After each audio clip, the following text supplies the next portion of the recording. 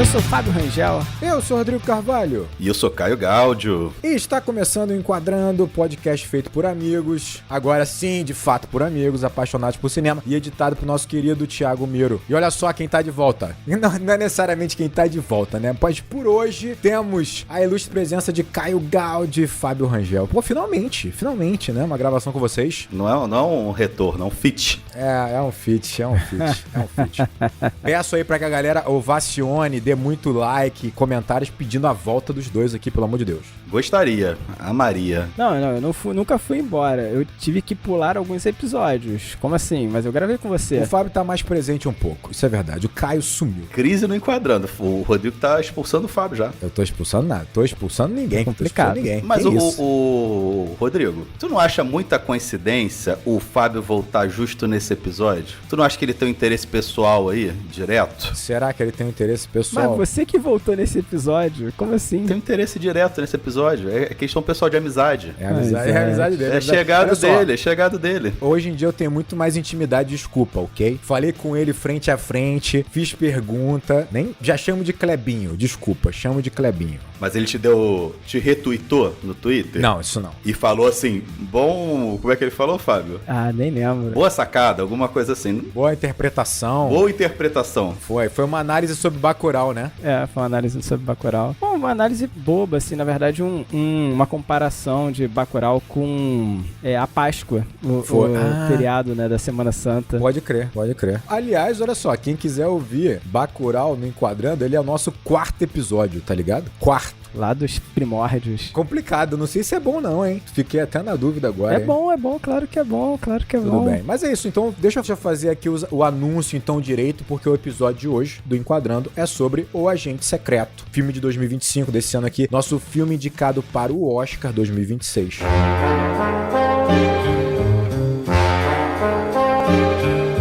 E aí, vem o Oscar aí, Wagner, o que vocês acham? Olha, eu acho difícil. Que isso, homem de pouca fé. Tu acha difícil o quê? O Oscar de filme estrangeiro? Não é nem questão de... Ou do Wagner, ou os dois? O Oscar de filme estrangeiro? Talvez, mas a gente tem que ver a concorrência aí, né? Eu não tô ligado quanto à concorrência, mas... também não tô muito não. Pode ser. Agora, um Oscar pro Wagner Moura nesse papel, eu acho difícil, porque não é um papel com aquela dramaticidade tão forte, sabe? E a gente já viu, por exemplo, pra mim, a Fernanda Torres super merecia ganhar Oscar no ano passado de melhor atriz e não aconteceu, sendo que, tipo, era oportunidade, porque ela tem um papel absurdo, ela tinha uma concorrência que era, pra mim não fazia sentido, fraca, sabe? Então você fala, isso aí é oportunidade. Não ganhou, tu fica assim, aí o Wagner Moura vai ganhar. Assim, eu gosto muito do Wagner Moura, mas não achei um super... Eu acho que tem um fator aí, que é um fator bom pro Oscar, que eu acho que a interpretação dele tem muitas camadas, muitas nuances, e que o Oscar, às vezes, prestigia esse tipo de atuação, né? Ele mostra muitas camadas ao longo do filme todo, né? E ele meio que costura o filme, né? Eu acho que isso também é bastante importante. Ele dá muito tom dos outros personagens e tal. Então, acho que isso pode ser uma coisa que faça ele conseguir o Oscar. Agora, você tá falando de Wagner Moura, eu tô pensando em Dona Tânia Maria, entendeu? Essa sim vai ganhar atriz coadjuvante. Merece. Não tem como. Eu também acho. Cara, ela é excepcional, né? É muito foda. Seria incrível. A indicação já seria incrível. Pensando em ator, eu acho difícil também o Wagner Moura ganhar. Tem que ver também, né, como é que vai ficar e tal. Mas, como direção, não sei. Acho que o Clebinho tem uma chance aí. Isso era uma boa, hein? Direção era uma boa, hein? Porque ele busca referências do noir, filme da década de 70, então, é maneiro, isso é legal. Eu achei um apontamento interessante mesmo, porque eu tava pensando sobre isso, né, e não tem como, a gente acaba comparando com Ainda Estou Aqui, né. Eu acho que Ainda Estou Aqui, ele tem algumas vantagens em relação ao Oscar, como, por exemplo, primeiro a concorrência, né, era muito fraca, a gente não sabe muito bem como vai ser o Oscar esse ano que vem, mas eu acho que o Ainda Estou Aqui, ele acaba sendo um filme mais popular, no sentido de agradar mais um público mais abrangente, em que ele vai se comunicar com mais gente, ele tem uma mensagem mais direta. Ele é um filme realmente mais popular de fato. Eu acho que o objetivo do Walter Salles foi esse. Mas você acha mais popular que esse filme? Eu acho, cara. Eu acho o Agente Secreto mais sofisticado, mais autoral, sabe? Eu acho... Entendi o que você quer dizer com popular, tá. A construção da narrativa, né? A construção da história, as pessoas, os personagens, a forma subjetiva que ele filma. Eu acho que consegue trazer mais as pessoas pra aquele lugar ali, né? No Agente Secreto, eu acho que o Kleber Kleber vai pra outro caminho. Ele tenta te pegar pelo carisma ali, digamos assim, daquele lugar, daquele mundo, daqueles personagens e tal. E pode ter gente que não entre aí, né? Eu acho que o Walter Salles, ele é mais amplo, mais genérico, mas não no sentido negativo da palavra. Exatamente.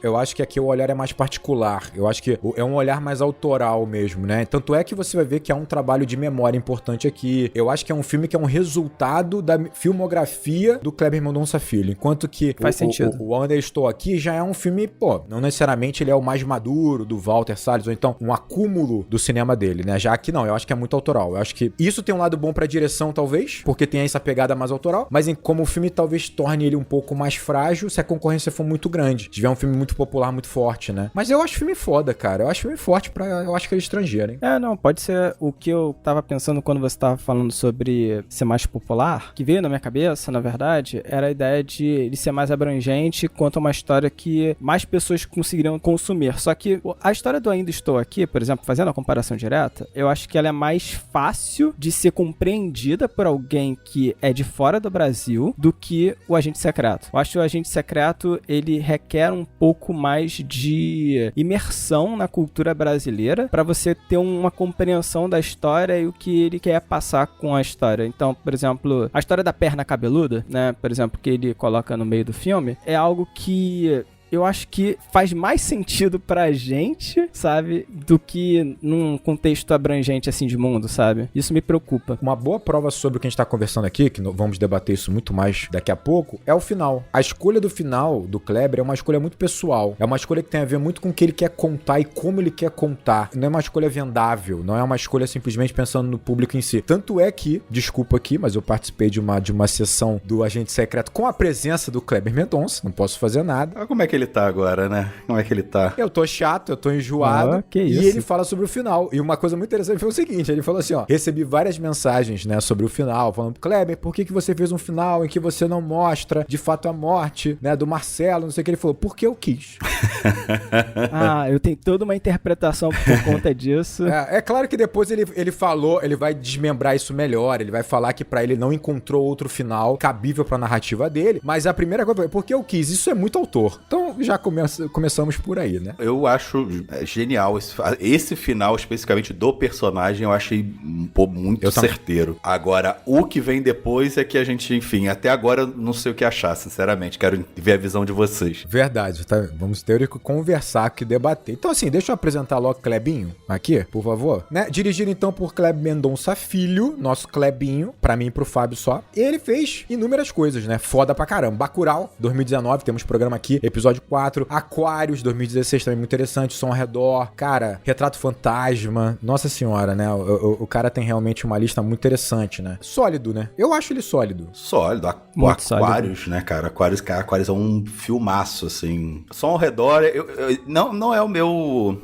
Acho que eu menos gosto dele, mas o Aquários, assim, eu acho um filme, assim, que merecia muito mais reconhecimento que ele tem, porque eu acho um filme incrível, assim, de uma sutileza, de uma qualidade técnica, assim, absurda. Ele ainda não era tão famoso quanto ele é hoje, né, então talvez não tivesse tido tanta repercussão, tava começando, né. O Som ao Redor, ele tem um ar experimental, né, ele é meio disruptivo, assim, com o roteiro, e o Kleber Mendonça, ele é um cara que sempre escreve os próprios roteiros, né? Então, ele dirige e escreve. E aí, eu acho que isso torna mais autoral ainda, né? Porque ele tem um controle muito grande, assim. E o Som ao Redor, você sente que é um filme mais experimental, assim, sabe? Vou experimentar coisas aqui. Parece que ele pegou várias ideias soltas e juntou numa história só, né? E por muito tempo, o filme parece que são ideias soltas numa história só, que você fica, por que isso tá assim? E aí ele conecta de uma forma muito surpreendente. E você, caraca, calma aí, sabe? Aí você parou pra perceber que você não estava compreendendo a totalidade do filme, sabe? Então, eu acho o Som ao Redor, ele é muito interessante nesse aspecto. Aquários é incrível. Aquários é incrível, realmente. Eu tô sempre entre ele e Bacurau ali no primeiro. Cada dia eu acho uma coisa. Depende do dia. Eu acho que o cara falou uma parada pra mim que é muito importante pra esse programa, que é, tecnicamente, ele é impecável e ele é ambicioso pra caramba, o Kleber. Eu acho que Agente Secreto vem pra mostrar isso, que a gente fez cinemão. Agente Secreto pode não é um filme de ação. Se você acha que o Agente Secreto é um filme de ação, né, isso é até até uma pegadinha do filme que é interessante, dá pra debater. Mas ele é ambicioso em como ele vai retratar essa Recife da década de 70, ele é ambicioso no plano geral, ele é ambicioso nessa recriação, tecnicamente impecável, cinemão, sabe? Pra ver no cinema. Que cinemão, cara. E isso leva força ao Oscar. Sim, com certeza. Eu acho que a gente já se apaixona por esse lado do Kleber no Retratos Fantasmas, né? Eu acho que ele é um filme sobre Recife, mas que eu acho que é mais sobre ele, no final das contas, né? E a forma que ele... Eu tava assistindo a entrevista dele com a Isabela Boscov, que é excelente, assim, muito boa a entrevista. E ele tem uma coisa que eu me identifico muito, assim. Ao mesmo tempo, ele é um cara meio que parece desesperançoso totalmente da vida, assim, que tipo, ele é totalmente negativo sobre a vida, mas ao mesmo tempo ele tem uma admiração pela vida, pelas pessoas, pelas cidades, pelas histórias, e eu me identifico muito com ele, assim, eu vejo ele falando com aquele jeito cadenciado que ele fala. Cadenciado, assim. Klebinho é assim mesmo. Gostoso de ouvir, né? Assim. Então, eu acho que isso passa muito nos filmes dele, tem essa coisa meio pra baixo, assim, essa coisa que é sempre uma coisa meio negativa, uma coisa meio triste, mas ao mesmo tempo tudo é tão vivo, tudo é tão, né, assim, gostoso de assistir, os personagens, as histórias, tudo tá tão, assim, você sente uma nostalgia gostosa de tudo aquilo ali, né, mesmo quando tem coisas mais atuais. Sei lá, você se sente meio ferrado vendo o filme dele, sabe? Você fala, cara, que merda que é a realidade, mas ao mesmo tempo, por exemplo, o Bacurau é catártico pra caramba, né? Bacurau é catártico. Esse aqui, ele é um pouco, esse não é pouco catártico. menos otimista. Não, esse é soco no estômago, né? Esse daí, ele é menos otimista, né? Mas o Bacurau, ele tem uma catarse, né? O próprio Aquarius, ele é mais catártico também, um pouco, sabe? Porra, é maneiro isso, sabe? Ainda que seja um pouco desesperançoso. O Retrato de Fantasma, não. O Retrato de Fantasma é bem pra baixo o final, né? Retrato de Fantasma. Porque eu acho também que é muito pessoal, né? Cara, me fez chorar demais Retrato de Fantasma. Muito bom. Porque dá uma sensação de que você tá perdendo algo o tempo todo, sabe? Caraca, Retrato de Fantasmas parece isso. Mas você não acha que praticamente todo filme dele tem algo sendo perdido? Ou é o tempo, ou é a memória que você tá perdendo ali de alguma maneira? Eu acho que sempre tem isso, cara. Sempre tem isso. Os filmes dele são muito sobre a memória, sobre história, né? Sobre quantas histórias, o que aparece da história, o que não aparece, o que aparece da verdade, o que não aparece, como isso é construído, como isso é preservado, principalmente, né? Exato. É o preço do passar, né? Mas ainda que a gente sempre esteja perdendo algo como sociedade, o Retrato de Fantasma tem uma coisa muito pessoal dele estar perdendo algo que era importante pra ele, sabe? Que é o centro de Recife, né? Então ele tá perdendo, ele tá vendo aquilo acabando, sabe? E as histórias que ele tinha com aquele lugar acabando. O cinema que ele ia acabou, sabe? Tipo, então, caraca, isso é muito pesado em Retratos de Fantasmas, sabe? É muito triste. Mas como ao mesmo tempo isso é o combustível que faz ele fazer os filmes, né? Então, eu acho que ele até trata isso aqui, né? Não vou entrar muito, porque acho que a gente vai desenvolver mais pra frente. Ele trata um pouco disso aqui, né?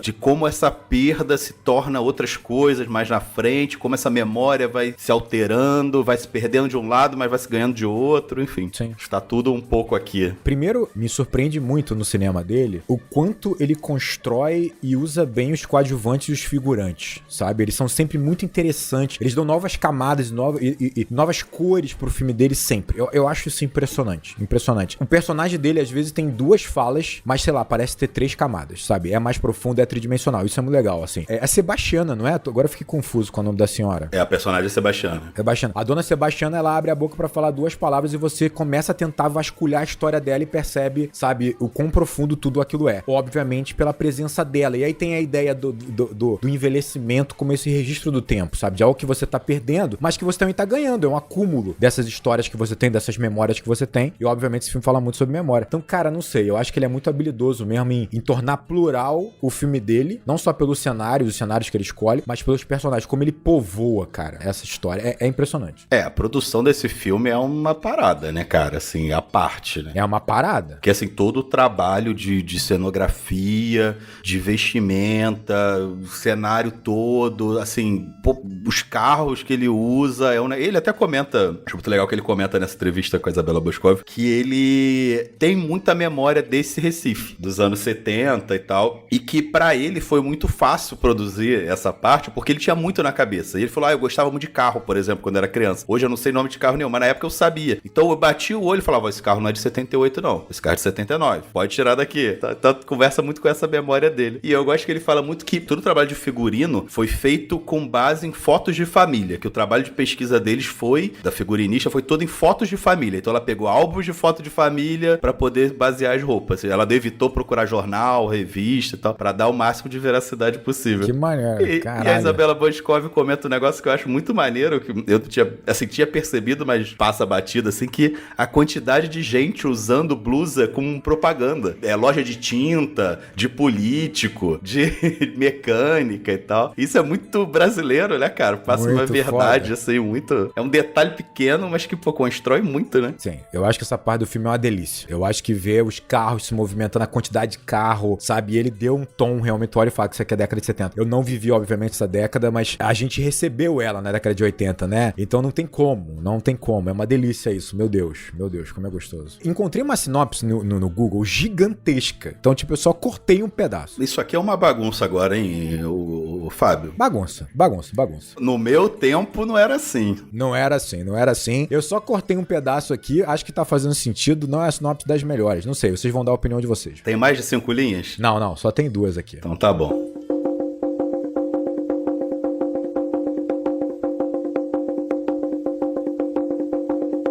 Em 1977, Marcelo chega na capital pernambucana em plena semana do carnaval e percebe que atraiu pra si todo o caos do qual ele sempre quis fugir. Pra piorar a situação, ele começa a ser espionado pelos vizinhos. Inesperadamente, a cidade que ele acreditou que o acolheria ficou longe de ser o seu refúgio. Essa sinopse só foi possível por conta dos nossos padrinhos, né? Nossos apoiadores, Rafael Milanês, Aline Nayade e Raul Kelvin Inácio Ramos. Gente, obrigado coração, viu? Vocês mantêm o Enquadrando de Pé. É isso, gente. E aí? Obrigado, pessoas. Muito obrigado. Os vizinhos começam a espionar ele? Pois é, Eu também não entendi isso, não. Achei estranhíssimo essa questão dos vizinhos. Que vizinhos são esses?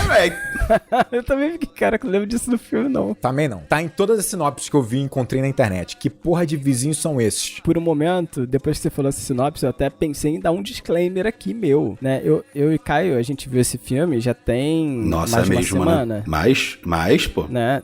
Já tem 2 semanas, né? Que a gente viu esse filme.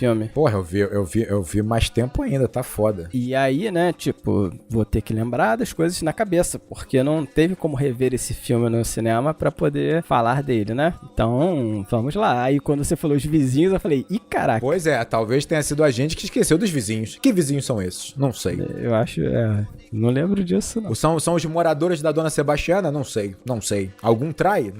Pode ser que a sinopse esteja querendo manter esse mistério aí do que do que vai acontecer do filme, né? Que eu acho que é uma sacada e uma habilidade muito boa do Kleber Mendonça, né? Que ele segura sobre o que é o filme até quase metade, né? Até quase metade. Cara, eu acho que ele consegue, por meio de todo o marketing também, mas principalmente por causa do nome do filme, O Agente Secreto, a introdução do filme é espetacular. Você fica muito mais tenso e tentando entender o que tá acontecendo só porque você acha que ele é um agente secreto.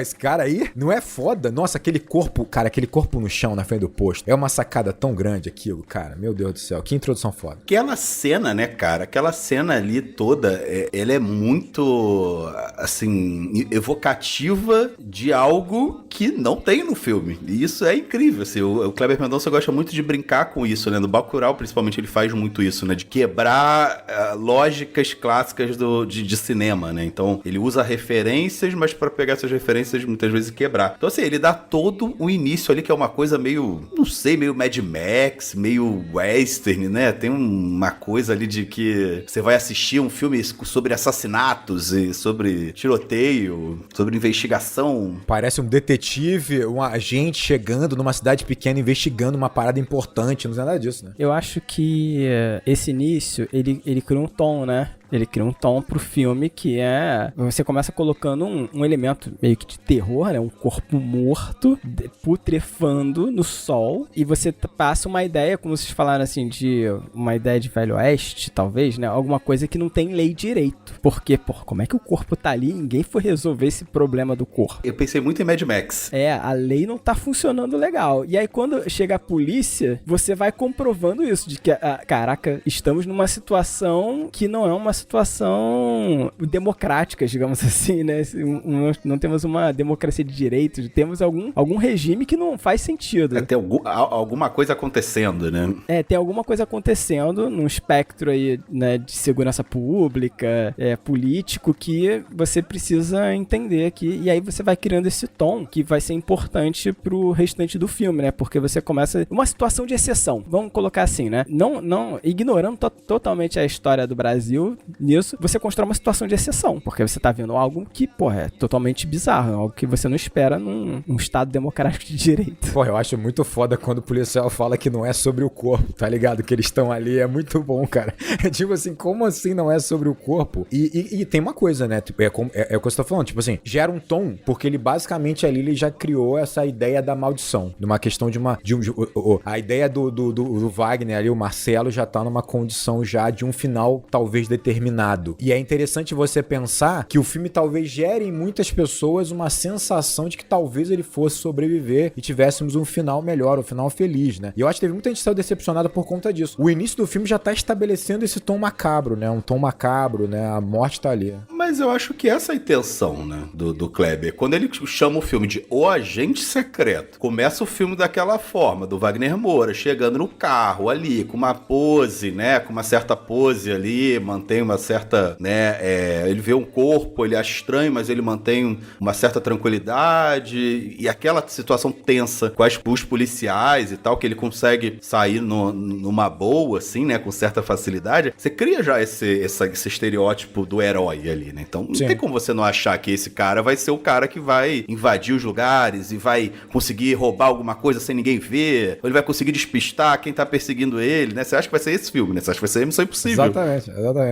Ele vai limpar a ditadura do Brasil, sabe? Ele vai tirar todo mundo.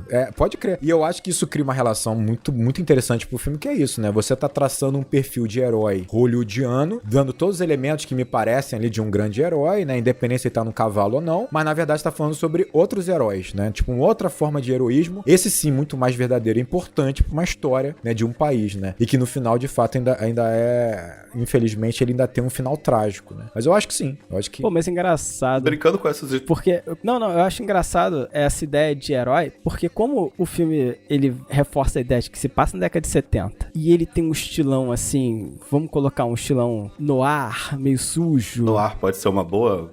Me traz uma ideia de que esse cara vai morrer, sabe? Porque esse filme, ele é pra baixo. Não tem como essa história dar certo. Então eu nunca pensei em herói, assim, sabe? Eu sempre pensei, cara, como que esse cara vai morrer? Mas eu acho que ele é muito bom nisso, né? Me lembrou uma coisa meio Lynch, assim, no sentido de que você tá... Boa parte do filme, você tá tentando entender o que é o filme. Porque ele vai brincando com essa coisa do filme de ação no começo, depois fica uma coisa, um thriller ali, que parece, né, uma espionagem, e depois fica uma coisa meio... quase um terror, ele brinca com o terror. O tempo todo você tá assim, mas calma aí, sobre o que é isso? Sobre o que é isso? Pra onde essa história vai? Qual o caminho que esse filme tá tomando? Então essa brincadeira que ele faz, eu acho que ajuda muito a ambientar a gente naquele lugar também, né? A falar sobre essa questão da ditadura, que não é sentida de forma tão direta quanto a gente tem na maioria dos filmes. É aquele filme clássico sobre doicode, sobre tortura, sobre que tem o seu espaço, é importante pra caramba, né? Mas que é o que domina normalmente o filme sobre essa época, né? Então esse trabalho que ele faz de o tempo todo quebrando a nossa expectativa ajuda muito a construir essa história de um jeito diferente. Eu acho que trabalha um pouco esse modus operandi de quem sobrevive na periferia da ditadura. Quando eu falo periferia da ditadura, que tem jeito de milico, mas tá ali o policialzinho, sabe? E fora desse eixo Rio-São Paulo, né? Então você vê aquela história com aqueles policiais, aí os policiais estão ali, cobrando propina, né, do cara. E aí você tem os outros policiais que estão da cidade, que, porra, estão escondendo o corpo, sabe? Estão fazendo umas falcatruas pesadas, sabe? A diversão deles é matar pessoas, sabe? É uma situação meio estranha, sabe? Mas eles vivem nessa periferia da ditadura mais pesada. Você fala como se fosse uma forma de você apresentar uma cadeia que vive ao redor menor, né, dessa ditadura, né, que não tem necessariamente o alvará ou então um crachá, mas eles coabitam e lucram demais, né, em relação ao regime que tá implementado. Mas que eu nem sei se eu chamaria de periferia, porque isso foi o que a história passou pra gente, mas a ditadura militar é uma ditadura empresarial militar. A gente nunca pode esquecer disso. Claro. Né? Então, eu acho que isso é bom, que é muito feliz na construção do filme é isso, que a ditadura, os militares não tinham a intenção simplesmente, não tinha eles tinham uma boa intenção de tentar melhorar o país e aí perderam um pouco ali. Não, o objetivo ali é lucrar, era vender o país para os Estados Unidos, principalmente, né? E sustentar esse micropoder, né? Um micropoder a mando dos empresários, em benefício dos militares e dos empresários. O vilão ser um empresário que tá dentro do governo, né? Que nem é um lobby, né? Ali ele tá dentro do governo, nem propriamente dito. Exato. Assim, é muito bom, cara. A gente precisa de mais filmes que falem sobre isso, porque a gente apagou isso da nossa história, né? O guardinha que podia fazer e que faz hoje, né? A gente discutiu isso quando a gente falou do Ainda Estou Aqui, porque ainda existe. Em alguns lugares, essa lógica que a gente vê ali no filme ainda existe. Aliás, em muitos lugares no Brasil, né? No Rio de Janeiro. Eu ia falar isso. No Rio de Janeiro, a cena do corpo do chão é uma realidade, cara. Quem nunca viu isso aqui no Rio de Janeiro? Nós três. Quem nunca viu isso aqui? Sabe, eu já vi de abrir o portão de casa e ter um corpo estendido no chão. Não é uma realidade tão distante assim. Não é. E o que a ditadura fazia era liberar isso, sem critério, não podia contestar isso. Mas o que você falou é interessante. Ele aborda a ditadura de uma perspectiva diferente desse início, o empresário, ao fim, aquela galera que tá ali na periferia dos milicos, sem pegar aquela meiuca que é mais trabalhada, que é o doicode e o exército na rua, sabe? Então isso é interessante. Ele tá abordando a ditadura também, mas sem necessariamente colocar isso em pauta. E isso não é uma coisa brasileira, não, tá? Se você pega também, por exemplo, o nazismo, muita empresa participou, ajudou, financiou o sistema e depois passou batido, né? Passou batido, né? Eu vi alguém comentando, não sei aonde, algum vídeo desse de crítica, falando que acha interessante de fato esse vilão ser um empresário, mas achou que muito dos diálogos desse empresário eram maniqueístas e tal. Eu não acho. Maniqueístas, né? Parece maniqueístas, mas... Eu acho que, na verdade, os malucos são nojentos assim mesmo, tá ligado? Tipo assim, é isso.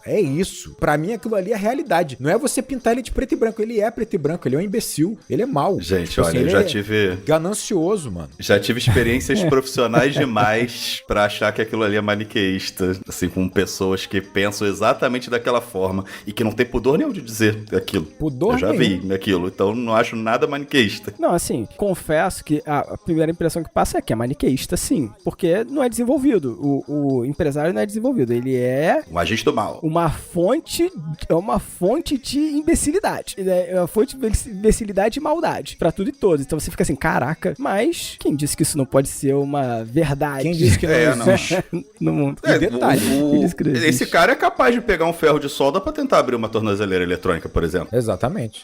É uma imbecilidade, entendeu? Esse Exatamente. cara, você vê que é uma realidade. E se você pega esse cara e você acompanha ele de uma maneira um pouco mais superficial, que é isso, por meio de reuniões, ou então um ou outro, sei lá, uma festinha, tu vai achar esse cara nojento como ele é, como foi apresentado no filme, né? Sim.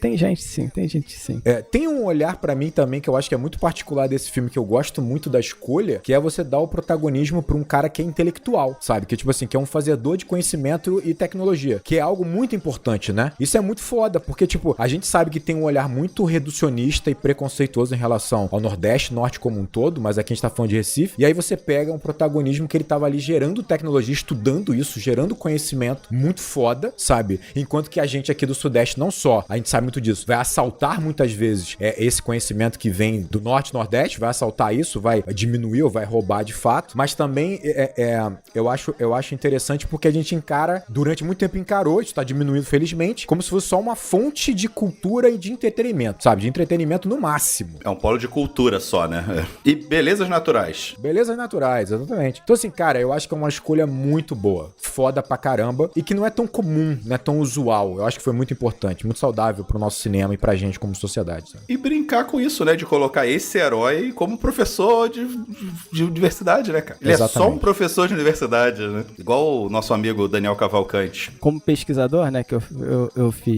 segui uma parte da minha vida sobre carreira acadêmica, eu tive a oportunidade de ir em eventos, no Nordeste, em vários lugares do país, um específico em Recife. E, cara, trocar com essa galera de pesquisa do país inteiro é incrível, cara. É incrível. Foda. Óbvio que é tem foda. muita gente foda, tudo quanto é lugar. As universidades brasileiras são fodas. E aí ver o FPS sendo retratada é maneiro pra caramba. E isso é importante também, que ele coloca que essa coisa da ditadura nacionalista é um engodo, é mentira isso. Porque o que eles queriam era pegar e vender pra lucrar. Exato, é só isso. A extrema-direita quer lucrar, quer benefício próprio. A gente nunca pode esquecer isso. É isso. A gente começou esse debate antes da sinopse. Aproveito e faço a pergunta a vocês dois. Vocês acham que esse de fato é o filme, talvez, no momento mais maduro do Kleber e um resultado do cinema dele que ele vem buscando? Acho que sim. Entendo que parece que o próprio Retrato dos Fantasmas é essa busca pelo que ele quer retratar, sabe? Porque, ok, o Aquarius, incrível. E o primeiro longa, né, o Som ao Redor, mais experimental. O Bacurau é catártico, como a gente falou. Então, eu E que entendo é experimental assim, também, né, Bacurau? De certa ele forma. tem seu lado experimental, exatamente, mas ele é mais catártico, ele é mais direto. Eu acho que o Retrato dos Fantasmas parece uma busca nele mesmo, de, cara, sobre o que eu preciso falar? E ele tá fazendo essa busca, e aqui parece que ele conseguiu juntar muita coisa, né? Porque você vê a própria referência de Bacurau no início desse filme. Você sente a referência de Aquários em alguns personagens aqui, sabe? Talvez até a Dona Sebastiana, sabe? Uma mulher forte que teve que lutar contra alguma coisa que a gente não sabe o que é, que ela não vai contar. tem arrependimentos da vida dela, mas ela não vai contar, sabe? 3 vezes na Itália. 3 histórias na Itália.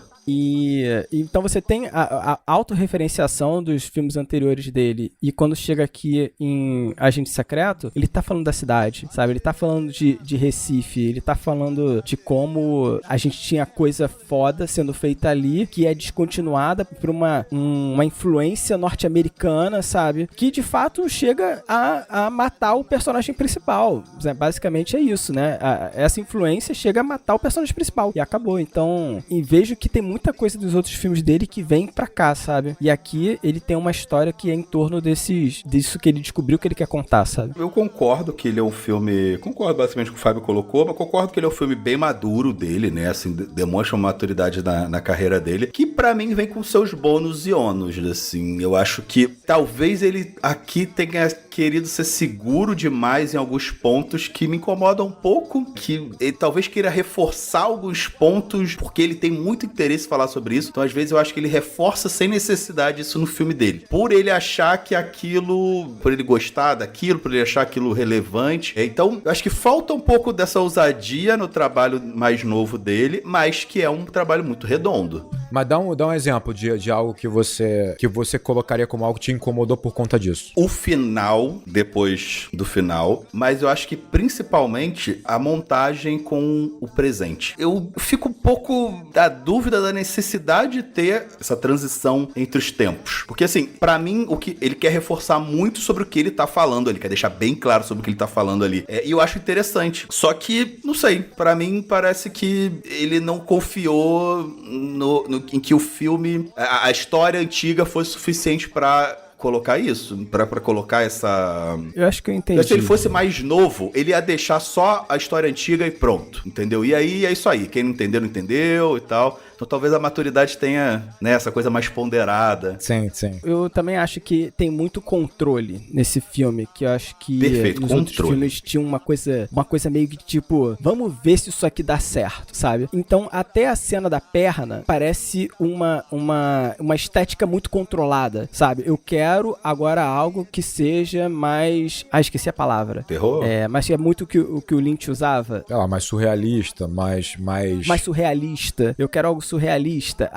E aí vem uma estética junto, vem tudo junto ali na cena da perna, mas que você sente um controle muito grande da narrativa ali, do que aquilo tem que passar. E, tipo, eu acho que por exemplo, no Bacurau tinha uma certa organicidade que aqui não tem. É a ousadia da juventude. Exatamente, né? Essa cena mesmo que ele te referenciou no Twitter, ela é uma cena que, assim, é uma cena meio solta na história, né? E que ela carrega muitas camadas, muitas profundidades, verdade, você pensar uma cena meio solta. Ela deveria estar ali? Não sei se ela deveria estar ali, mas ela funciona na história. E aqui eu não vejo essa necessidade de controlar e até de mostrar que... De já preparar, talvez, pro que viria, né? Ao longo do filme, de não dar um baque tão seco pra gente. Mas assim, é um detalhe que eu não acho que estraga o filme, não, tá? Eu só tô... Cara, eu vou te falar que também me incomoda um pouco ali esse presente com as duas meninas, né? Estudando as fitas, os registros de jornal. E depois, no final, você tem um diálogo, né? Com a menina jornalista, estudante, com o filho, né? Do Marcelo, né? Que não é Marcelo, né? Qual é o nome do Marcelo mesmo? Armando. Eu concordo, mas ao mesmo tempo, sei lá, eu consigo entender um pouco do objetivo, né? Que não é só o ato de você controlar, também é uma forma de você dar um pouco de significância àquelas memórias de fato, né? Quando você coloca aquilo e uma pessoa comunicando, falando, gesticulando, o filho, né? Carregando aquilo de alguma maneira, né? Há uma necessidade ali de tornar aquilo mais pessoal, menor, mas muito importante, muito significativo para aqueles dois personagens, né? Ainda que talvez não tenha sido feito de uma forma tão natural, não sei, concordo, assim, é complicado, assim. Pra mim, o que pega sobre esse filme, pra mim pode ser um resultado do que ele vem buscando, voto vencido de que o Kleber Mendonça vem buscando falar sobre memória há muito tempo, assim, né? Tipo assim, memória pra ele é algo muito importante, tanto é que ele vai fazer Retratos Fantasmas, que é absolutamente a maneira como Recife interagiu com ele, como o tempo passou nele naquele lugar, né? E aí tem uma relação que eu acho que por isso que eu gosto bastante de O Agente Secreto, tem uma Tarkovsky que vai falar isso, né? Eu já comentei aqui, no livro dele Esculpir o Tempo, ele fala que cinema é você esculpir o tempo, é a escultura do próprio tempo, mas ele fala também que o tempo, ele é memória, né? Se nós não tivermos memória, nós não temos tempo, né? O registro da memória, o digerir da memória faz com que você consiga identificar esse tempo, materializar esse tempo, né? Então, pra ele, cinema é memória. E aí, nesse aspecto, eu acho muito interessante, porque ele fala que o ato do cineasta, do artista, autor, é você conseguir, dentro do seu filme, você expressar essa memória. E a memória, ela não é necessariamente naturalista, né? Ela não é o ato de você recriar perfeitamente alguma coisa. É você dar a sensação, você dar o sensorial, é você, né? Quando você é criança, você vai enxergar a sua casa muito diferente, né? Você vai ter estímulos diferentes, a casa vai ser gigante. E o Tarkovsky estava em busca disso. Pra ele, quanto mais você encontrasse isso, mais você encontrava essa tal realidade, né? Por mais estranho que parecesse. E que vai ter o fantástico, porque o fantástico tá na gente, né? E aí eu acho que nesse aspecto, o Kleber Mendonça Filho vem a ser mais preciso na maneira como ele vai falar sobre memória. Certamente. Tipo assim, na maneira como ele vai buscar uma matéria que fala sobre a perna e como isso é impressionante, porque tá registrado em jornal, mas isso é muito cinema e ao mesmo tempo isso é um ato de memória. Como esquecer disso se você passou por isso? Você nunca esqueceria. Você vincularia essa fase da sua vida e até mesmo a ditadura como um todo a essa pequena matéria que fala da perna, se você tivesse vivido aquele momento, né? Então acho que nisso é muito, muito especial, cara. E vale só pra fechar aqui e registrar que eu toquei nessa perna purulenta, né? Cheguei a tirar uma foto com ela e realmente era meio nojento, assim, tocar naquela perna lá que a produção passou na fila, que a gente tava esperando 4 horas pra ver o filme, né? Mas, Rodrigo, eu concordo, assim, que ele vai ser muito mais preciso. Mas é o que a gente vê em vários diretores, assim, ele perde algo por essa precisão, né? Ele perde, às vezes, que as coisas sejam mais orgânicas. Então, adoro a cena da perna. Sabe, me surpreendeu bastante, sabe? Mas eu sinto que tem um controle muito grande da narrativa. Você diz que ela parece ser meio calculada, é isso? Uma cena mais calculada. Ela é calculada. É uma cena calculada. É uma cena que ela tem que estar ali porque ela é importante pra fechar um pedaço da narrativa, sabe? Uma ideia, por exemplo, fazendo uma breve análise, mas que vamos colocar nos dias de hoje. Olha a fake news, como ela tava exercia um certo trabalho pra alguém. Vamos ver que, tipo, é muito, muito interessante você pensar num absurdo, num terror e no lugar da ditadura. Aquelas pessoas morreram de alguma forma, mas a gente inventa que foi uma perna assassina, sabe? Então, esse mito criado, ele exerce algo pra ditadura e exerce algo pro filme aqui. E isso é legal, mas vejo muito cálculo nisso, sabe? Tipo... E eu acho que de forma alguma a gente tá dizendo que o filme é pior por isso, ou que ele não deveria fazer isso. Eu acho que... Isso mostra maturidade. Mostra maturidade, exatamente. Que ele tem mais domínio sobre o trabalho dele, que ele tem mais controle sobre a história que ele quer contar, mas que a gente, né, eu particularmente gosto de ver o pessoal, né, tentando inovar, e às vezes não dá certo, e às vezes dá, né, e quando dá, às vezes é brilhante, mas eu entendo também, né, esse controle que ele tem sobre o que ele quer contar, sobre a história que ele quer falar e a forma que ele quer falar.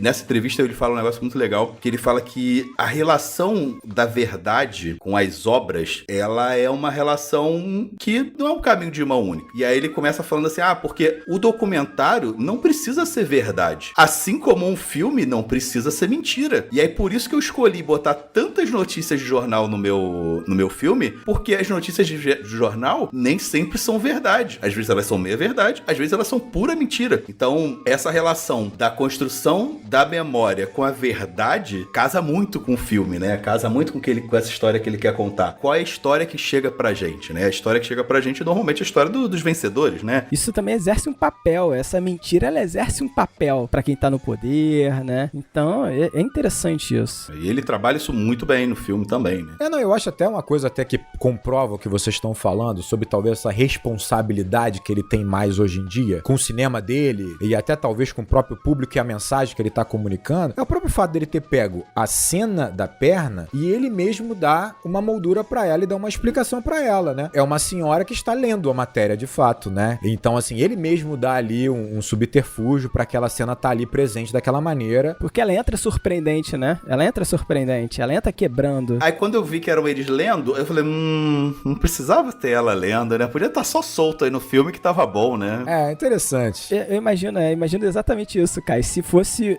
o Kleber Mendonça antigamente, ele ia fazer uma coisa meio trash com essa perna o filme todo, permeando o filme todo e foda-se. Pior que eu concordo com vocês, mas ao mesmo tempo, eu gosto do ato dele, dos personagens estarem lendo, porque eles estão falando sobre aquilo, né? Porque é um filme muito sobre pessoas, não é sobre o assunto em si, simplesmente, né? Sobre aquelas pessoas, né? E na verdade, talvez seja muito mais orgânico no filme dessa forma, seja muito, né? Funcione muito melhor dessa história e dê um ritmo melhor também pra história. Isso é importante no cinema também. Então, a gente também tá aqui só procurando pelo em ovo, né? Porque é a troca da precisão por uma coisa que é mais orgânico. Mas, perfeito. Não tem um problema nisso. É isso que a gente tá falando. São escolhas, né? São escolhas. E são escolhas que só quem pode fazer essa escolha é alguém muito habilidoso. É foda. Sabe, tipo, alguém muito habilidoso pode fazer essa escolha. O preciosismo dele com essa cena é muito bom, porque assim, você vê que aquelas pessoas, né, e essa história, né, pelo que eu dei uma pesquisada rápida, essa história, né, eram pessoas, no geral, minorias, pessoas LGBT, pessoas negras ou mais pobres que se encontravam, principalmente pessoas LGBT que se encontravam em praças, né, pra se relacionar, época de ditadura, né, tudo muito proibido, e essas pessoas eram perseguidas, eram mortas, e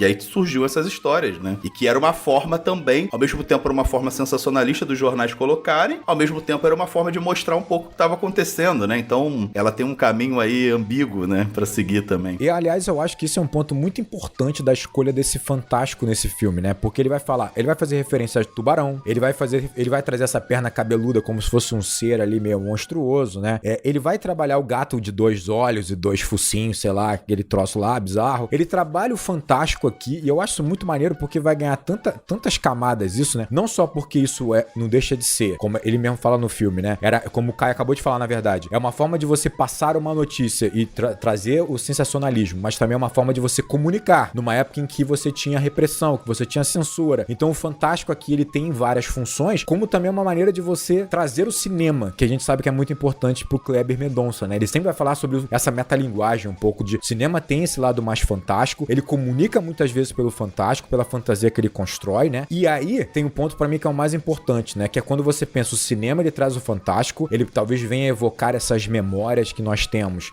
de uma forma mais naturalista por meio desse fantástico, porém, aqui fica mais claro ainda nesse filme que o cinema é político e ponto final, independente se ele é um cinema, né, de fantástico ou de fantasia, um cinema teoricamente realista, ele vai ser político e sempre o é, né, tipo, exatamente porque a gente tá debatendo aqui, o objetivo é lucro, isso é político, né, tipo, ponto final, né. E isso é interessante você ver que tem tubarão chegando, né, e meio que, tipo, isso é meio que uma mudança no cinema, pra um cinema muito mais consumista, né. Muito mais. Né? Você sai de um cinema mais intimista, mais real, pra um cinema mais consumista, grandes bilheterias, enfim. E aí isso chegando no filme também é interessante. E é interessante você pensar que o tubarão vem representar de fato ali um sistema econômico ganhando pressão e ganhando muita força, que vai ficar gigante na década de 80, como se fosse de fato um tubarão a devorar a porra toda, né? Uma ameaça que tá chegando com a trilha dela, né? E é isso, Tubarão no cinema vai ser o primeiro blockbuster que vai inaugurar uma fase gigantesca do cinema com enormes bilheterias, né? Que 1 bilhão vai ser fácil de fazer hoje em dia. E eu gosto como isso tudo ajuda a construir esse Recife ali, que é o nosso Recife, mas que ao mesmo tempo talvez não seja exatamente assim, e essas pequenas coisas eu acho que ajudou muito a construir isso, né? O gato de 2 cabeças, essa coisa da perna. Por isso até que eu queria que essa perna fosse uma coisa mais solta ainda, entendeu? Mas ajuda muito a construir aquele mundo ali, né? Que é o nosso mundo, mas que ao mesmo tempo parece um universo muito próprio, né? Parece um universo muito vivo, né? Isso é muito legal. É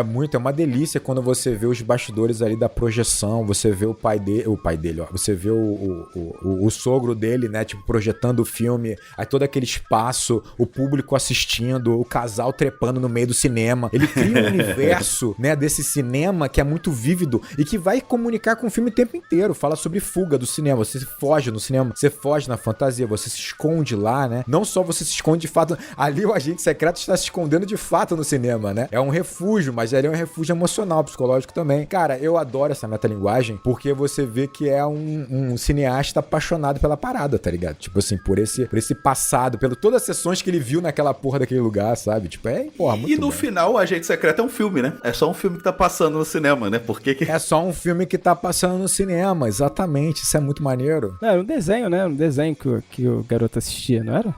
Não, acho que é um filme, tá passando no cinema, parece escrito Agente Secreto. Justamente quando ele vai encontrar.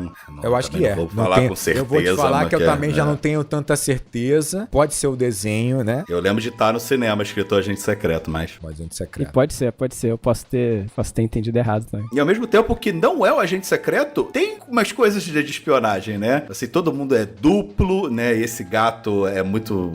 É uma metáfora muito clara, né? Mas que ajuda muito a construir que todo mundo tá ali numa identidade falsa. E aí você tem aquelas pessoas que vão lá encontrar com ele, que ele não sabe exatamente quem são, que elas têm um chefe ali por trás, que a gente consegue entender o que é aquilo, mas que o filme ainda consegue manter esse ar de mistério, de organizações secretas, de coisas acontecendo. Então ele conversa com a gente, mas cria esse fantástico, né? Cria esse mundo próprio. Cara, eu adoro a conversa dele com o policial, com o delegado, mano, é muito bom. Tipo assim, tu tem cara de policial, nome de policial, ele, sou policial não.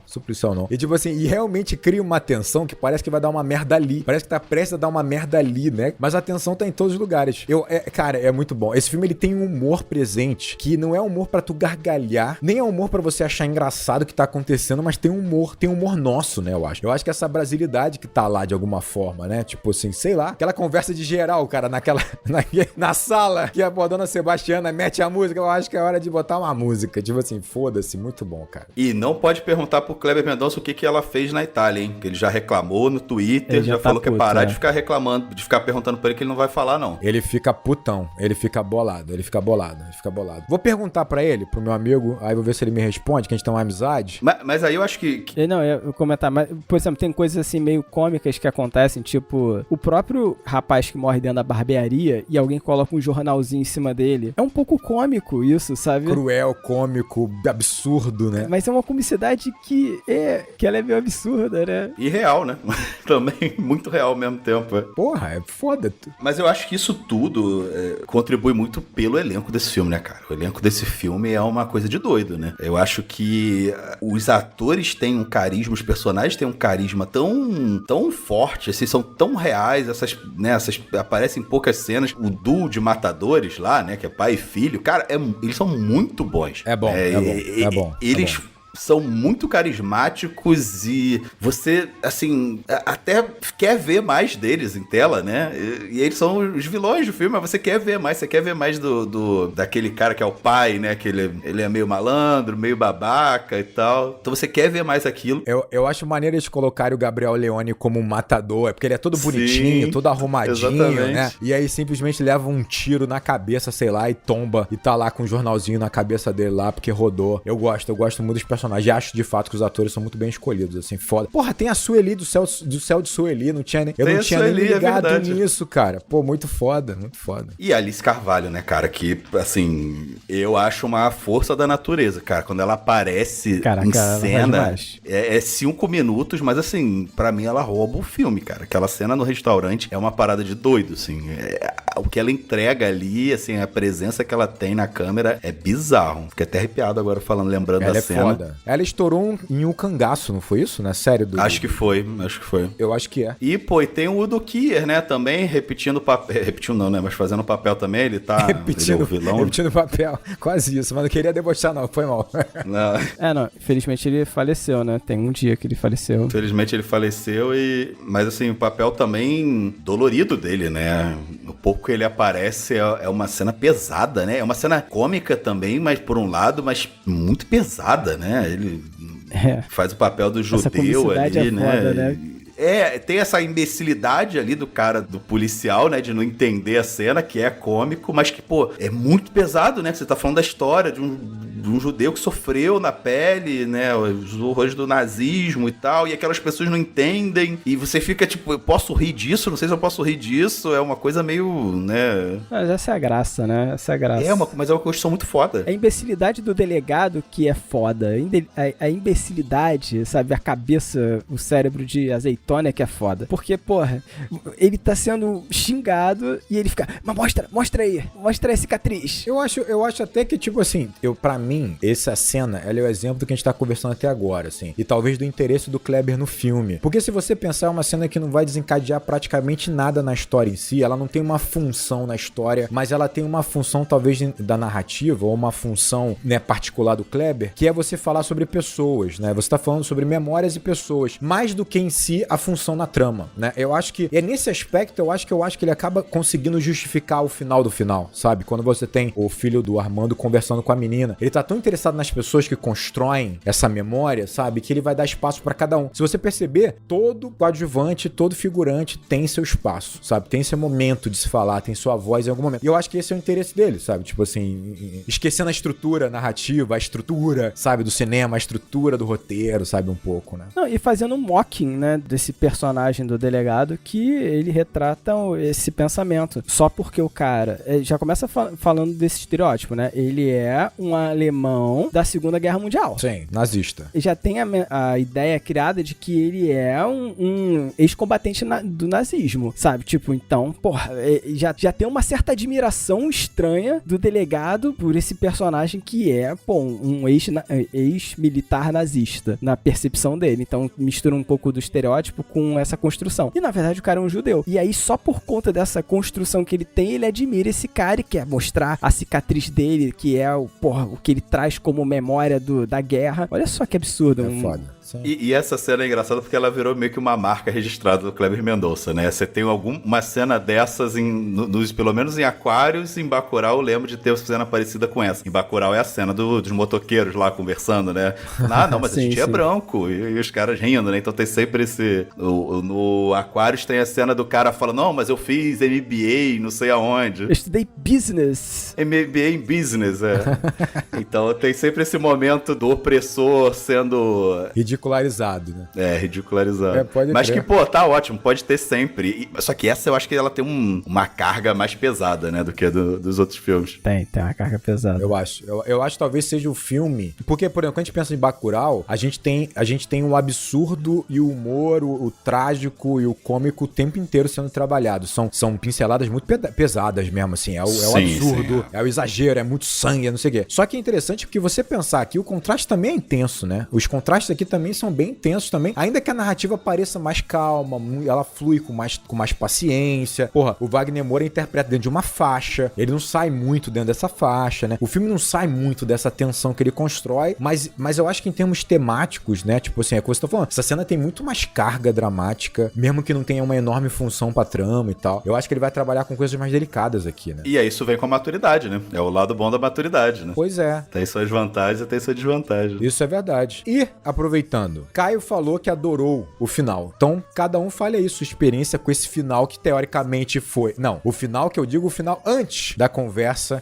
com a menina e a escolha de não mostrar o Armando morrendo, né? Mostrar só por uma questão, uma folha de jornal. E tu disse que gostou bastante, Fábio também gostou bastante. Fala aí, Caio, o que tu achou desse final, que foi divisivo, vamos dizer assim. Eu acho que é a maior controvérsia do filme, né? É esse final. E a forma que ele brinca brinca com... Eu acho que ele brinca até com a jornada do herói, sabe? Um pouco. Eu tava até vendo aqui, tentando lembrar e dando uma pesquisada rápida aqui, né? A jornada do herói, ela é... No final da jornada do herói, né? A gente já falou diversas vezes sobre a jornada do herói aqui, né? Que é a teoria do Joseph Campbell, que fala sobre os mitos no mundo e tal. Eles seguem mais ou menos uma lógica parecida. O final da jornada do herói, normalmente é o retorno, né? Então ele volta, ele passa pelo mundo mágico e retorna depois pra casa, né? E aí ele volta pra casa transformado, né? E esse é o ciclo que a gente costuma ter nas histórias, esse é o ciclo que a gente costuma ter em filme. E eu gosto que ele escolhe um trecho específico dessa jornada e ele simplesmente risca no filme. E eu acho que o impacto disso no filme é tão grandioso, né? A forma que ele entrega isso de falar, olha, não tem retorno, acabou. A história desse herói acabou aqui. E não vai ter explicação, não vai ter história, acabou. A memória desse herói acabou. Os feitos desse herói acabou, não tem mais, né? Então, eu acho que é tão grandioso e acho que poderia até ser mais. Talvez se a gente não tivesse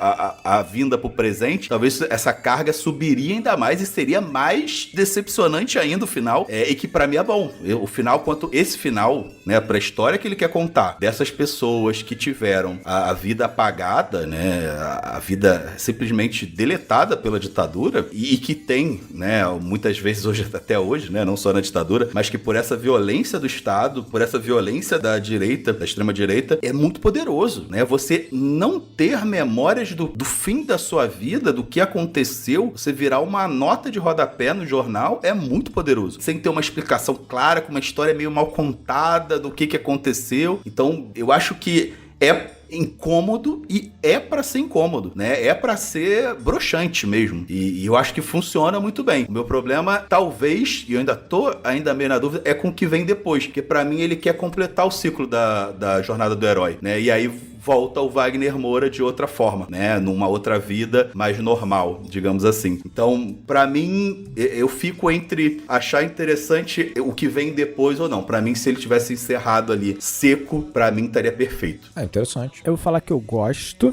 bastante. O que me incomodou a princípio é a troca da narrativa quando tá lá no meio do filme, que você começa a apresentar as meninas ouvindo as gravações. Isso me incomoda um pouco porque quebra um pouco a narrativa do filme e meio que dá um spoiler de onde o filme vai, sabe? Então, quando isso começa, eu já começo a pensar assim, ele vai fazer uma transição do passado pro futuro, da onde a gente chegou e a busca por essa memória. E aí eu já comecei a esperar que o Wagner Moura ia estar morto e alguém tá tentando investigar sobre... Eu achava até que era a família dele que tava tentando investigar sobre ele e tal, da mesma forma que ele investigava sobre a mãe, né? Ele queria um documento da mãe. E, a princípio, essa transição lá no meio do filme que me incomodou. Mas quando chega no final, eu gosto. Eu gosto dessa construção toda, tanto da morte do Wagner Moura, do personagem do Armando, que não é apresentado, como da transição pro filho dele. E aí, o que ficou na minha cabeça quando eu tava assistindo? A primeira coisa é que, como eu mencionei, um personagem ele morre dentro da barbearia, assassinado pelo outro bandido, o bandido local, o bandido de São Paulo morre assassinado pelo bandido local, e alguém coloca um jornalzinho em cima dele. E aí fico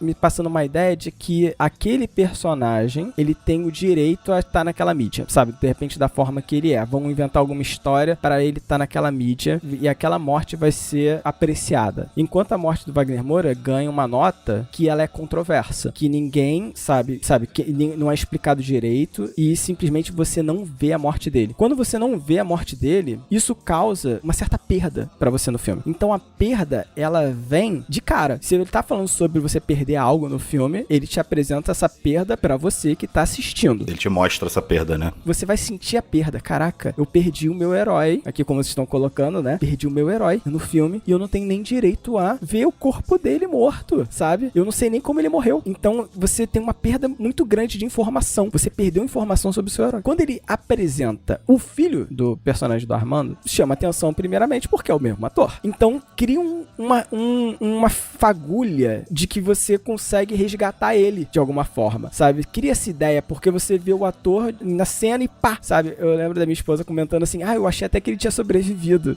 sabe? E aí isso conectou com essa ideia, caraca, não, de fato, ele é medido pra isso, é medido pra você recuperar, achar que recuperou, mas você não recuperou, só que entender que existe um caminho que você perdeu, existe uma história que você perdeu, só que ela gerou alguma coisa, e tá ali, você tem acesso apenas a ver o que foi gerado a partir daquela história, você não tem acesso à história completa, e isso é grande pra mim. Essa construção, ela é maneira, ela é pensada, e é aquilo que a gente tá falando, da precisão, ela é precisa, ele consegue criar exatamente provavelmente o que ele queria, sabe? Eu quero que a audiência tenha a perda, sinta a perda, ache que recupere, mas não recupera, e aí perceber que recuperar vai dar muito trabalho. Recuperar é um trabalho de formiguinha, de construção, de ideia, de você ouvir um personagem falando, e aí tem uma parte do Wagner Moura que ele pede pra não gravar, ele pede pra parar a gravação, e ele vai falar alguma coisa. Imagina o que é isso pra menina que tá ouvindo sobre ele e ela perdeu alguma coisa ali, simplesmente porque era uma informação que ele não queria que passasse ali, mas depois essa informação era muito importante. Não tem volta, né? Não tem volta. Ficou perdido na história pra sempre. Pô, isso é muito legal, sabe? Então, eu entendo que ele é preciso demais em criar essa situação, essa sensação, e isso é incrível, pra mim isso é incrível. Então, eu gosto do final. Meu problema talvez seja com a execução, mas aí vou deixar o Rodrigo pra ouvir o Rodrigo. Não sei nem se eu vou falar necessariamente de execução. Eu achei pontos interessantes que vocês colocaram. Eu acho que com certeza há uma questão de semiótica aí quando você coloca o Wagner Moura fazendo o filho dele. Não é uma escolha à toa, como você falou, vai gerar uma impressão de como o Caio falou. Parece que ele voltou para o mundo comum, mas ele não voltou. É só o filho dele. Mas há uma sensação imediata de caramba, ele voltou pro mundo comum. Ele passou pela jornada toda do herói e voltou pro mundo comum. É uma escolha pensada, né? O que eu acho interessante pra mim é que a história realmente não tinha como ter um final diferente. Aí quando eu digo, é não mostrar a morte dele, que eu digo, né? Você não retratar a morte dele, não...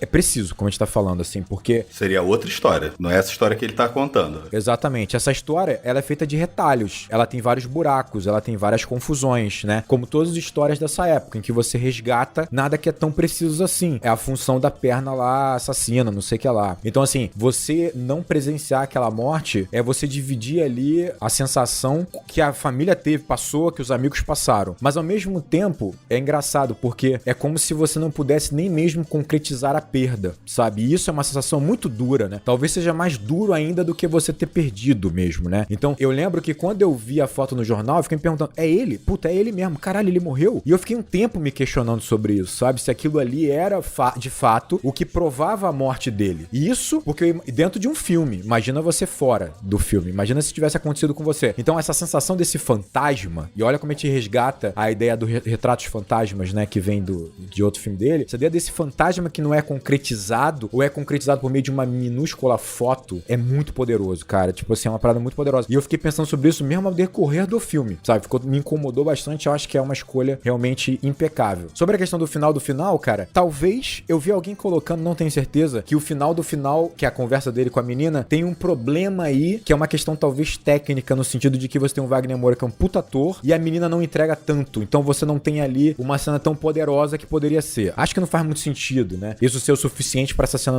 não funcionar, entre aspas. Pra mim, até funciona, eu acho que é isso, eu acho que é essa sensação de que, olha que loucura, né? Tipo assim, o Armando, pro próprio filho, não era confuso, não era quase nada. E isso é muito impactante, né? Nós chegamos naquele ponto com o Armando, entendendo mais o Armando do que o próprio filho, sabe? Quando a gente chega naquele ponto ali. E isso é o ato, como a gente tá falando aqui, de você vasculhar, de você recuperar, de você guardar a memória, de você proteger a memória. E isso eu acho que tem um ponto importante. E aí ele coloca dentro de uma conotação pessoal, que pra ele o mais importante parar de tudo aquilo ali são as pessoas. Mais até do que a notícia, mais até do que a informação, mais até do que a memória. Tudo isso fala sobre pessoas, né? Memória por si só não é nada, né? Então eu acho que ele dar um rosto, dar um rosto, uma voz, de alguma maneira, para aquela memória, quando ela é conversada, ela é comentada, ela é contada, ela é registrada de novo num pendrive e passada, eu acho que é um ato importante. Não sei se foi a melhor solução, de fato, como coloca o Caio naquele momento, né?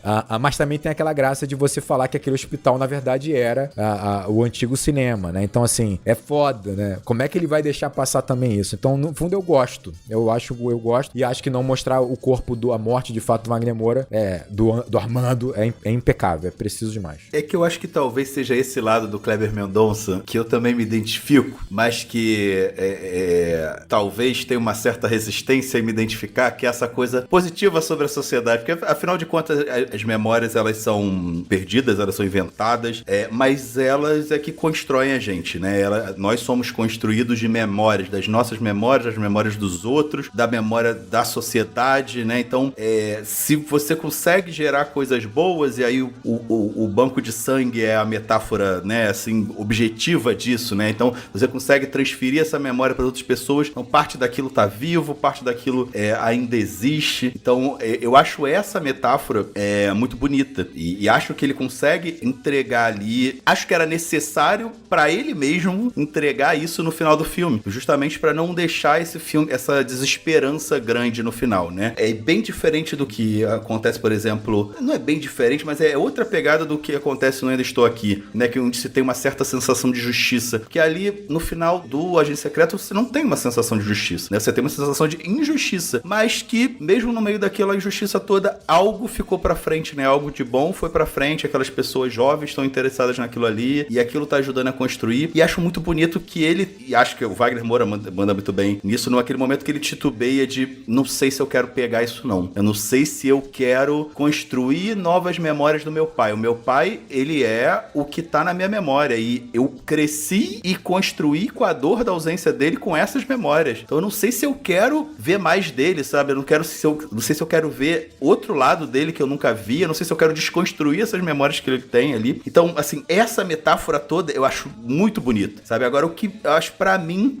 a grande questão ali é o Wagner Moura ser o filho. E ele ser o filho tentando não ser parecido com o pai, sabe? Ser o mesmo ator e ele tentar ser tão diferente. Isso me tirou, assim, na hora, tanto do papel, a hora que ele aparece, e aí imediatamente você tem um segundo de dúvida e, você vê que não, né? Ele tem trejeitos diferentes, ele tá mais velho e tal. Então, eu não sei, isso me tirou um pouco, sabe, do filme. Ficou eu senti uma coisa meio canastrona, assim, sabe? Parece que foi um artifício bom. Não é orgânico, né? Não é orgânico. É alguma coisa que...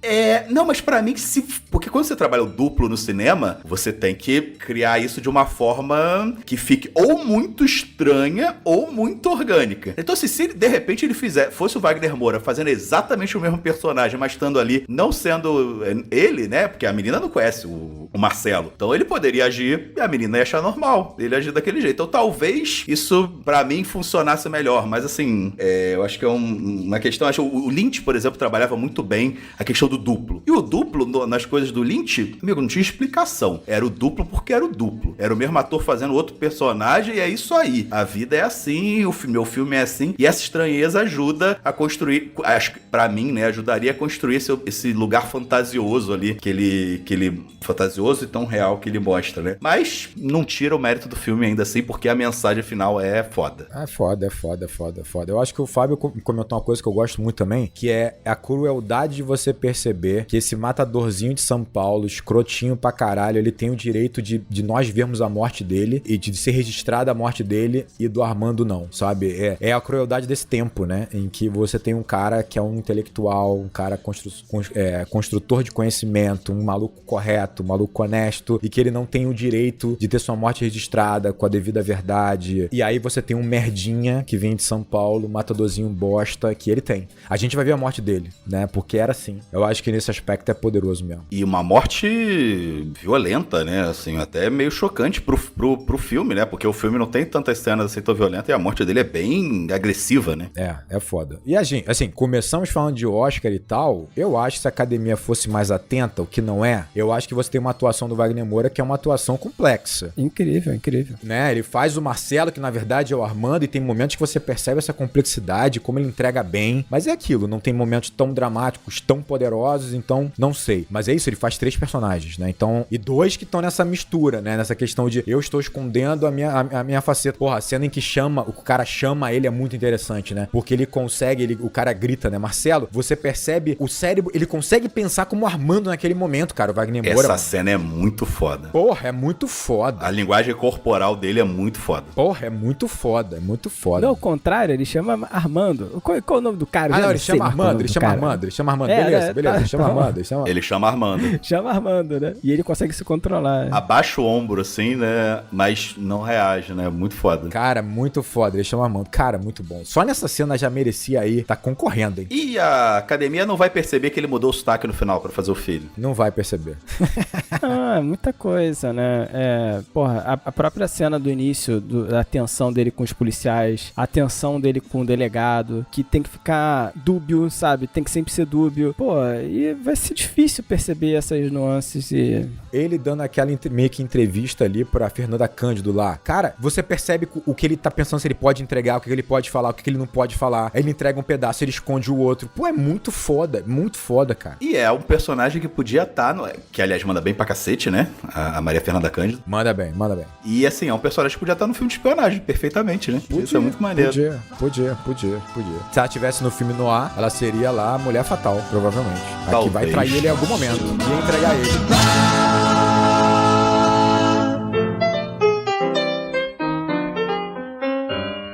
Olha só, galera, vou aproveitar aqui então que vocês estão aqui dando a ilustre presença de vocês para criar aqui um momento, quem sabe, fixo no nosso programa, que é ler comentários realmente interessantes, que tem uma mensagem foda, ou sobre o filme, ou sobre, sei lá, sobre Enquadrando, dos nossos ouvintes. E eu vou aproveitar para falar de uma mensagem que foi do Eric Alves, que veio pro nosso programa, do Gênio Indomável, tá? Então, ó, você ouvinte, tá afim de ter o seu comentário lido aqui no Enquadrando? Não precisa apoiar nem a gente, olha isso, hein? Deveria apoiar. Eu acho que tá errado. Isso aqui virou uma bagunça mesmo, Fábio. Virou uma bagunça. A gente é muito coração. Eu acho legal porque a mensagem, quando ela tem uma história, tem alguma coisa assim, realmente, porra, é bom de compartilhar, né? Caraca. Na minha época não deixava isso, não.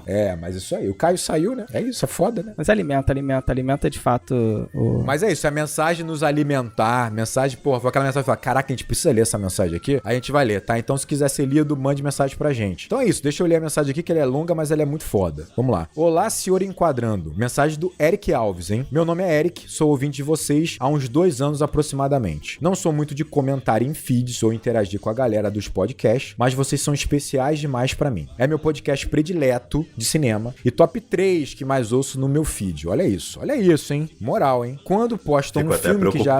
É isso aí. Quando postam um filme que já assisti, eu sempre me deleito e fico impressionado com as informações e camadas extras que vocês trazem. Nem sei se a gente traz tanta camada assim, mas obrigado, Eric. Por acaso, eu assisti Gênio Indomável alguns dias antes de vocês postarem um episódio desse filme. No filme, eu me emocionei bastante com o personagem do Will por ter me identificado muito com a situação dele, por ter passado por as mesmas coisas, tirando eu ser um gênio. Aí ele bota uma risadinha aqui engraçada, né? E aí ele colocou um resumo, né? A relação com a família complexada, desestruturada e tal. Não vou entrar em tantos detalhes não, tá, gente? E pelo personagem do Sean, onde meu refúgio foi minha esposa e filha, onde são minha âncora e sentido de vida. E quando vocês comentaram e conjecturaram de como pode ter sido a vida do Sean com a esposa e como pode ter sido difícil pra ele, pra ela, é exatamente como foi pra minha esposa no começo e ainda continua assim. Se dar com as consequências dos meus traumas, acredito que é um fardo que ela tolere ou releve, diluído com a felicidade que nós temos na nossa família, onde a felicidade fala mais alto. Vocês foram cirúrgicos nisso. No filme, eu desabei em choro várias vezes. Quando escolhi aleatoriamente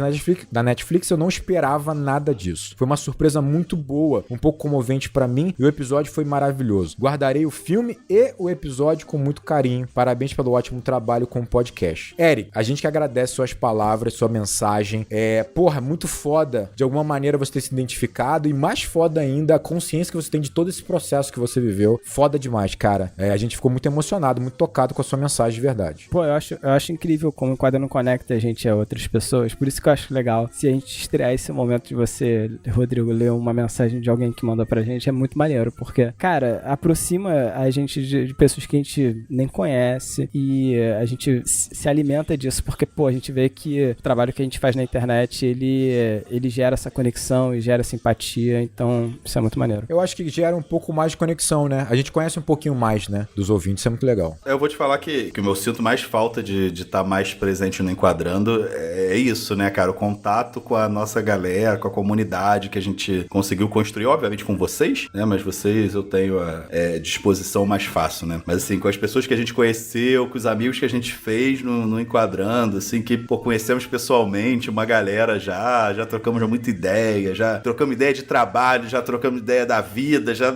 enfim, né? O pessoal se ajuda, então, assim, isso é incrível, eu sinto muita falta disso, né? E de estar mais presente lá no nosso Discord e tal, ver as conversas, confusões e tal, até das confusões eu sinto falta. Pô, brigadão mesmo, assim, sempre que eu vejo isso, eu fico muito, muito feliz, assim, de ter feito parte disso, pelo menos um tempo aí, né? Ainda faz.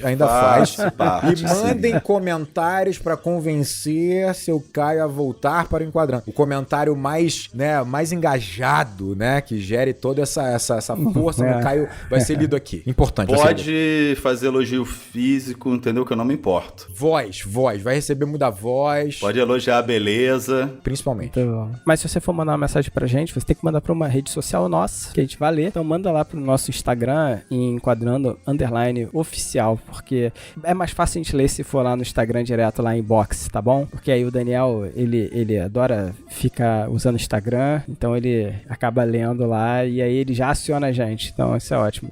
Eu também uso o Instagram no Enquadrando, mas manda pra lá. Mas você pode também acessar o Enquadrando lá no YouTube, youtube.com/enquadrando. O Twitter dessa mídia que a gente nem usa, eu nem gosto mais, eu vou esquecer. Mas caça a gente lá no Blue Sky, no Twitter, a gente tá tudo lá, Fábio Rangel, Caio Gáudio, Rodrigo não, porque o Rodrigo é um idoso. Eu não uso mais, eu me revoltei com o Twitter. Eu uso, todo Blue Sky. Manda comentários também no Spotify, também no Enquadrando, eu acho que é uma bela maneira de conversar com a gente. Pode mandar comentário no Spotify. Dá 5 estrelinhas pra gente lá no Spotify, também ajuda bastante. E mais importante, apoia a gente. O Enquadrando, ele é independente, ele é uma mídia independente, a gente não tem nenhuma produtora grande por trás, então seu apoio, ele é muito importante pra gente continuar sobrevivendo e fazendo esse programa acontecer. E sem seu apoio não tem editor na qualidade de Thiago Miro, não. É isso aí, galera. Muito obrigado, um grande abraço e bons filmes.